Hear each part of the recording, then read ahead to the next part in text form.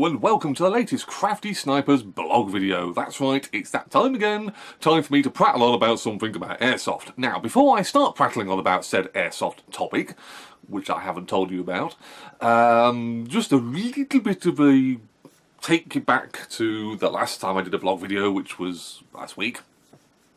And there was a comment, a reply, I think the kids call it these days, to my video, which had me in stitches.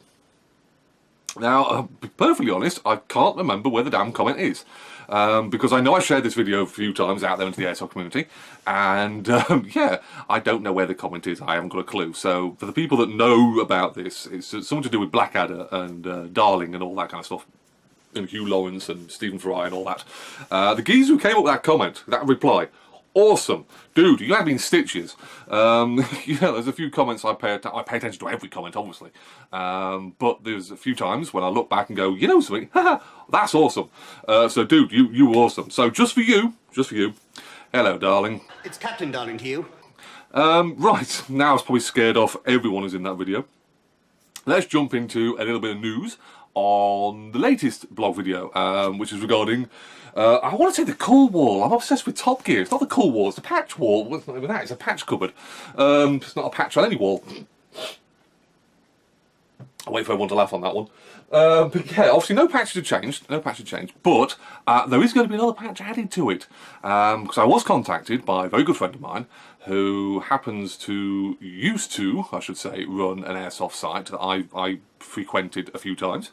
And he's a lovely chap, and he's offered me one of his patches from his old days of running a certain club. I'm not going to name which club it is because we haven't got the patch yet, but maybe in the third video we will have this patch, and I'm going to extend it with a Velcro thing so that I can put these new patches in. So yeah, there will be a new addition, I should say, to the patch wall.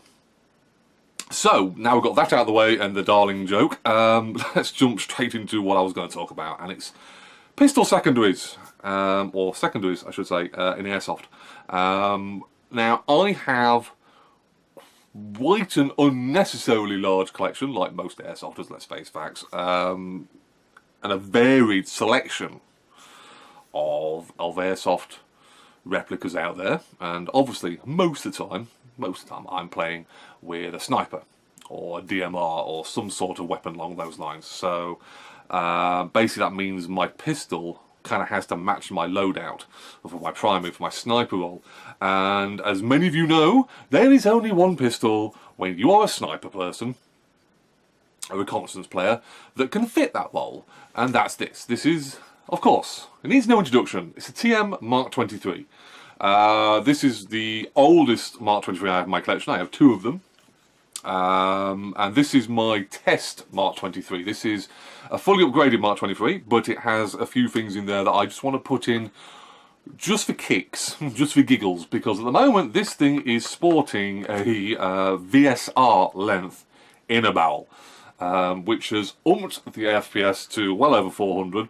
Don't worry, it's never been involved in a match. I just did it because, well, I could, and just see what the difference is and see what this platform can do when it's got a heavy weight ammunition and you've got a barrel and a good temperature to, you know, give you some good gas efficiency. And by God, 60, 70 meters with these things. You know, well, I wish we was allowed to use them, but you know, it's illegal. So this one just never comes out with me on a match. So that being said, I have had a few pistols in my collection, a few different types. I've had the normal kind of pistol.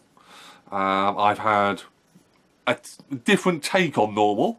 I've gone weird, and I've gone bloody hell strange, completely and utterly out there nuts.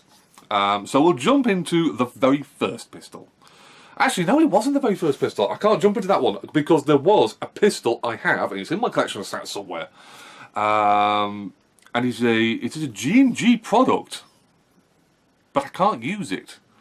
I can't use it in airsoft. I was young once, and I was new to airsoft, and I wanted a pistol, and I went to, oh God, what was it? It's an airsoft fair. It was at Stoneleigh Park in Oh, gosh, true. I can't remember where their bloody other place is. I haven't been there for years. But it was a event for airsoft companies to come round and show off their stuff. And, you know, you can go and buy stuff. And Patrol Bays are there. Land Warrior were there. Quite a few places were there. And I was, like I say, very new to airsoft. Less than a year. But I wanted a pistol. And I wanted a pistol that looked amazing. So, and I knew very little about airsoft. I knew that G&G were good. And this is where my problem was. I purchased said pistol without really doing much research on it. And it's a CO2 1911 with a short slide. It doesn't have the full slide travel. It's a very short slide travel. So, you know, there's a lot of FPS coming out of this thing. I mean, this thing is... It's illegal. There's no two ways about it. It's over 350. But on a fresh CO2 bulb, this what was it called? Extreme 45. That's what the damn thing was called. This thing shot over 700 feet per second. I'll just I'll let that settle in for a minute. And 0.2 gram BB on the first shot of a fresh bulb. 700 feet per second. It's not a joke, really. It's why was it being sold? I should have done my research, if I'm perfectly honest. I hold myself accountable. It was used very, very sparingly. I think I can remember one match when I used it, and I had to prove to the marshalling team that when I inserted a new mag with a new CO2 bulb in, I discharged even, a full magazine's worth of ammunition and then reloaded using the same bulb that was already in there, so the PSR, the pressure would drop down, and it would be somewhere in the ballpark of 350. I'll be perfectly honest with you, it's questionable to say the least. I have that pistol sat somewhere, because I will not sell that pistol to anyone, because I think that's just stupid. The pistol looks amazing. It's a 1911 in chrome. No, it was in black. I got the black version. There was a chrome version. But I will never ever use that pistol ever again. And in 6 years, I've used it once. Twice maybe on a range. But no, once in a match. And let's face it, you don't use a pistol every single time when you go to an airsoft event. So, you know, I probably never got a kill with the thing, thankfully. But yeah, just remember that 700 feet per second with a 0.2 gram BB is just freaking blew my mind. So I had to kind of move over to another pistol. And it's a case of looking around and going, what do other people do? What other pistol do other people use? And 9 times out of 10, it's one of these things. This is my WE Glock 17. I don't know which gen it is. I'm not clued up enough to know which the difference, or what the difference is between the gens, Gen 1, Gen 2s, Gen 3s. Is there a Gen 4 Glock out now? I have no idea. But it is a Glock 17 by WE. And this was my go-to pistol, minus the ridiculously pointless suppressor, which does absolutely nothing. So there, this is pretty much what I ran. I have 3 magazines for the thing, all sat up there above me. And basically this was, like I say, my go-to. It had a range of about 15 metres. 20 metres if you were really, really, really lucky. I think it could lift 0.25s, 2s and 2.5s it could lift quite happily. You wouldn't want to put 3. You could put 3s in, and the range just dropped down. It was pathetic. But this pistol, if I'm perfectly honest, it's kind of got hold on me. The internals are probably not as good as they should be. The booking's probably not in the best state, if I'm honest. And I have toyed with the idea of buying a kit you can buy for these things, and you can actually put inside these, and it's a new barrel, new hop chamber, new hop key. It's called the I key, if I remember correctly. New booking. And it changes these things drastically. And I've seen the end results with the Glock 17, WE Glock 17, with the kit installed, and they're very, very accurate, and they will lift 0.3s, and they will put them out there at a decent range for, remember, a pistol with a teeny weeny little barrel inside it, and the fact that this slide is going backwards and forwards every single time, throwing off your aim. But yeah, they're a very, very good system, and I have, like I say, I have toyed with the idea, and maybe one day I will, I don't know. But it is a bit bland if you look at it. I mean, it's functional. This is what the Glock does. I mean, the 1911 looks jaw-dropping in real steel. The Glock 17 looks bland. It looks boring. It hasn't got a hammer like a 1911. It's not really got too many markings, if I'm honest with you. Obviously, it can't have the proper trademarks on it. The Glock logo here is missing the lock part. So all I've got is a G17, which is fine. I'm not really that bothered about trademarks. There's 1,000,001 holsters will fit these things because they are that common out there in the airsoft market. But you know, it's a good starter's pistol. These things retail for less than £100.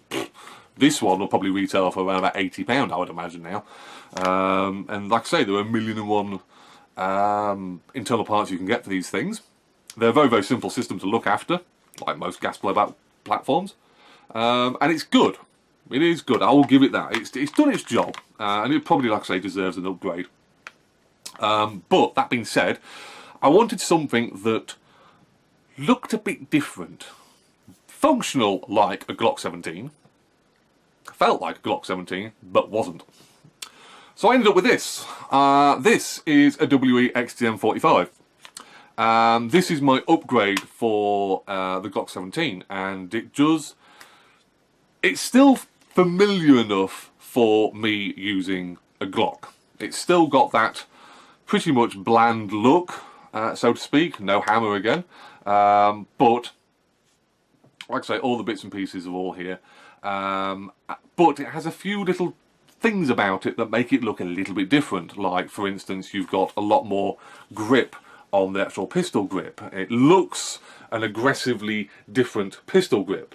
It has trademarks. It has parts of the 1911 system in here, as well as the Glock 17 system. So let's talk safety, because safety is all important, says the person with a 700 feet per second pistol.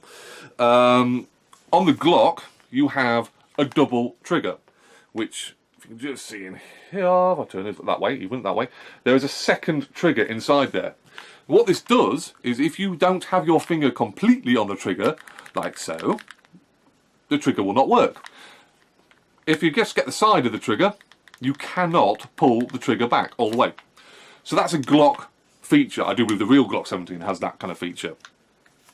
The XTM45 has the same thing. Again, if you put your finger on the side of the trigger, doesn't move all the way back, will not fire. If you get your finger completely on the trigger and press the middle part in, trigger fires. But also, it has a safety feature from the 1911, which is I do believe they call it the dovetail, is it? The beaver tail? I can't remember what the hell. It could be cat's tail, as far as I know. Safety, which is this button or lever here. Again, if you do not have complete grip of your pistol, and by God, that sounds rude, it will not, the trigger will move, but it will not fire the gun. You have to seat your hand properly, and the gun will fire. So, yeah, I ended up with this, which I have 2 magazines for. I think both of them have lost their O-wings, because they got old on me. So, yeah. The XTM45, again, price range, it's about the same as the Glock 17. Again, it's a sub £100 pistol, but it is very, very nice. I like this, I must admit. It looks a bit different. It looks a bit like a 1911. It's got that 1911 front end. You've got a takedown arm or lever here, which your Glock 17 has these complete arseholes of little levers here, which you have to get your fingers into and dig it around if you ain't got your nails on. By God, that hurts. But yeah, so those are my go-to pistols. Those are the pistols that I was using a lot of. So they're the normal ones. They're the ones you kind of go to. I see a lot of people with Glocks of all types, and I see a lot of people using XTMs. I do believe Tokyo Marui make an XTM as well, which apparently is quite good.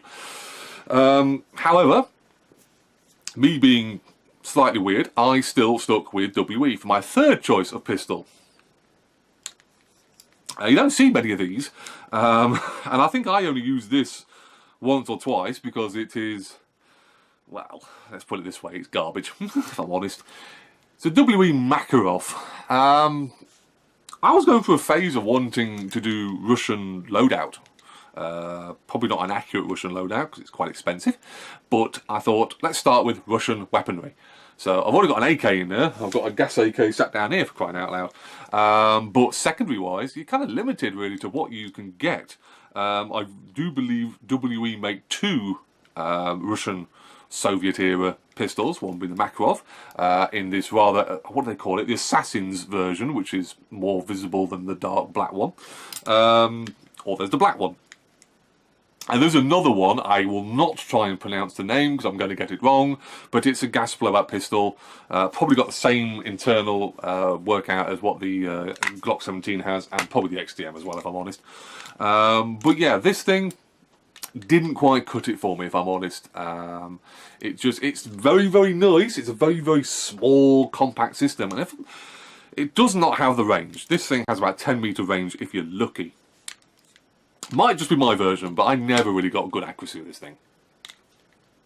However, I can imagine in a CQB environment, that little platform suddenly becomes something that is very easy to manoeuvre around corners and whatnot. So yeah, there probably is a time and a place for this thing, just not quite with my oafing large hands. Obviously, you know, I have a soft spot for Mark 23s. This is obviously for my sniper reconnaissance style loadout, because I want a weapon that is not like these. These are all blowback pistols. Slides, moves back, making an awful lot of racket, and basically gives away position. This thing is uber quiet. Sounds like a rabbit's fart, if I'm honest. What more can I say about Mark 23s that isn't out there in the world? So, what we're going to do is we're going to move on to the stupid. And the stupid thing I still can't believe I got this, I really don't. It is a TM product, so I have gone up from WE. I went to TM. Obviously the Mark 23 is TM. TMs are amazing, we all know this. But then I got this. This is a chrome Desert Eagle. I didn't even attempt to hide this thing. Let's face it, you can't, can you? This thing's a beast of a bloody hand cannon. You can't use the word pistol with this thing because it is a freaking hand cannon. This one was second hand. Bought through the club, through Lincolnshire Airsoft Club, who purchased it off another player, who had done very kindly a lot of work to it. So it is actually upgraded inside, unlike all other pistols by the Mark 23. Allegedly, it has a 6.03 inner barrel, which is quite a long inner barrel considering it's a pistol. It also has a different bucking. Don't know which type, if I'm honest. I've not taken this thing apart, not to that level, because this thing is fucking amazing. It's a .3 lobbing machine. The other pistols struggle on 2s and 2.5s. This thing is right at home on .3s. And is absolutely amazing. Downside is, it's a big gun. It's a big whopping gun. And it's very heavy, if I'm honest, compared to the other ones. And it is one of those kind of pistols, or hand cannons even, if you're taking your shot, you can't spam the trigger because the recoil on this thing, it's just, you know, it really does throw the gun up, and you've got to let yourself reset to take the next shot. But hopefully with a .3 gram and probably the best part of 50 meter range, you're not going to need a second shot on these things. But that's the hand cannon. That's when I was stupid. It comes out every now and again for the fun matches. But that being said, we're going to go straight into my latest pistol, which is probably my go-to gas blowback pistol. It is a TM USP. This thing, I said this in the previous blog video, is absolutely amazing. It has the ability, like the Desert Eagle there, to fire or to lift .3s.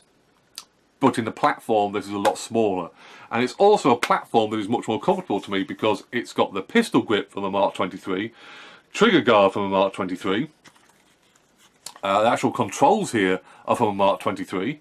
It is a very familiar system to me, even though I've never fired a USP before I fired it. That makes sense.